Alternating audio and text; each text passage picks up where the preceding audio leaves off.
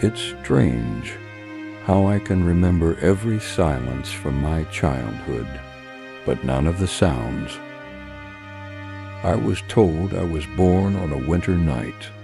No one remembers the hour, maybe because no one was waiting for it. They said the wind was howling, that the power went out for a few minutes. Sometimes I think the darkness came with me, like it followed me out of the womb, and just never left. I don't remember much warmth from those years. Not that people were cruel, they were just busy surviving their own lives, and I guess I slipped through the cracks of their attention. Quiet kid, soft voice, always thinking, never speaking. That was me. There's a certain kind of loneliness that doesn't hurt. It just exists, like air. You breathe it in so long, you forget it's not supposed to feel that heavy. At school, I sat in corners, watched everyone else run and talk. It's not that I didn't want to join them. I just didn't know how.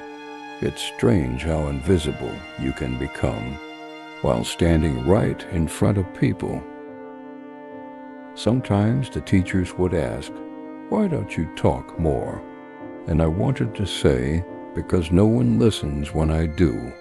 But I didn't. I just smiled. That's how it begins, doesn't it? You start smiling when you mean to scream, and after a while, you forget the difference. At night, I used to stare at the ceiling and imagine another version of me, one who spoke louder, laughed easier, fit better. I thought maybe that version was out there somewhere, living the life I was supposed to have. I guess he never came back. I learned early that love isn't a guarantee. Sometimes it's not even a language you get to learn. You just grow around its absence, like a tree growing around barbed wire, bent but alive. And somehow, you start believing that's normal, that this is what life is supposed to feel like.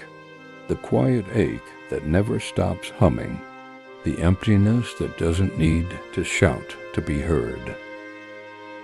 I didn't know it then, but those early silences would follow me. Through every stage of my life, they would sit with me at dinner tables, walk beside me down empty streets, and whisper to me in the dark, when everything else had gone quiet.